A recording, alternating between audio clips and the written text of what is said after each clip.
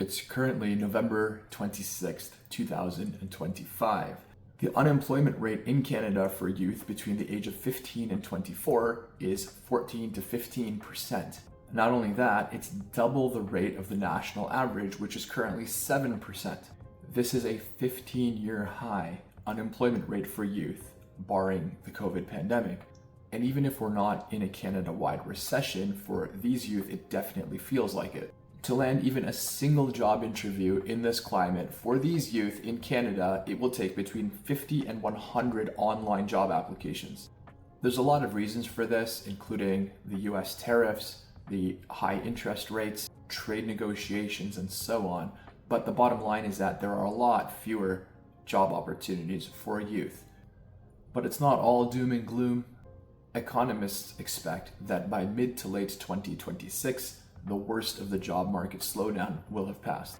This is, of course, assuming that trade tensions ease, interest rates continue to stabilize, population growth continues to slow to a more reasonable pace, and employers feel a little bit less risk averse.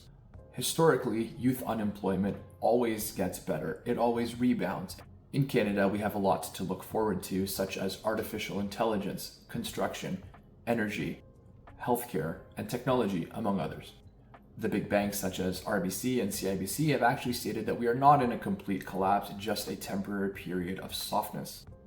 So the high-level message is, yes, it is tough right now, in particular for youth, but it will get better. So what do you do in the meantime to get yourself employed? The first thing is a change in mindset. Youth need to stop chasing earnings and start chasing learnings. The decade of your 20s should be a period of stacking skills and experience that will be useful in the future to your employers, not necessarily to start earning a really competitive salary.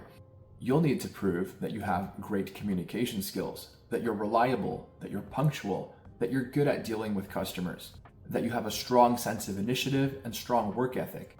These things matter just as much, if not more, than your education. The good news is that even in a soft youth job market, there are many ways to acquire these skills and experiences. Firstly, probably the fastest way is to volunteer. And I know a lot of youth don't like the idea of volunteering because it feels like unpaid work, but again, you need to remind yourself that what you're doing is investing in yourself and building a resume. Local community centers, local events, hospitals, charities, these are all places you can approach. At the very least, it shows that you're responsible, you can work in a team, you can communicate well with others, and it gives you some references that you can provide to demonstrate reliability. Secondly, you should consider building a personal portfolio. That gives you instant credibility. For example, if you're in IT, you should be on GitHub. If you're into marketing, you need a portfolio that demonstrates samples of your creative work. Whatever it is, a portfolio shows employers that you can actually do things. Thirdly, get certifications, even free ones. There's literally no excuse because there's so many available online these days. For example, IBM Skills Build offers free certifications around artificial intelligence, cybersecurity, and other technical areas. Google, Microsoft, Coursera, they all offer free courses or relatively affordable ones. And LinkedIn also has learning certifications that you can participate in and add to your profile. Which brings me to number 4, LinkedIn.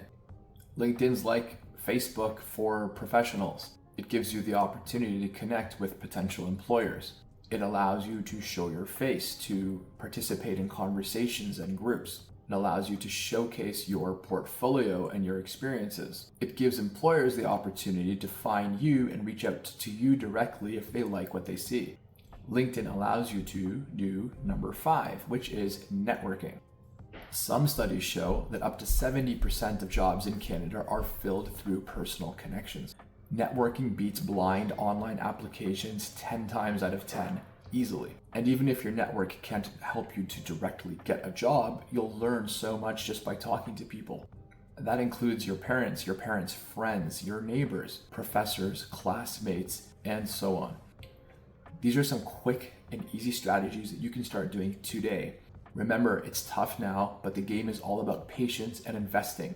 Invest in yourself, invest in your network, invest in your portfolios, gain some experience. You may not get paid right away, but it will pay off later. And when the market does pick up, you'll be first in line for those jobs. Good luck.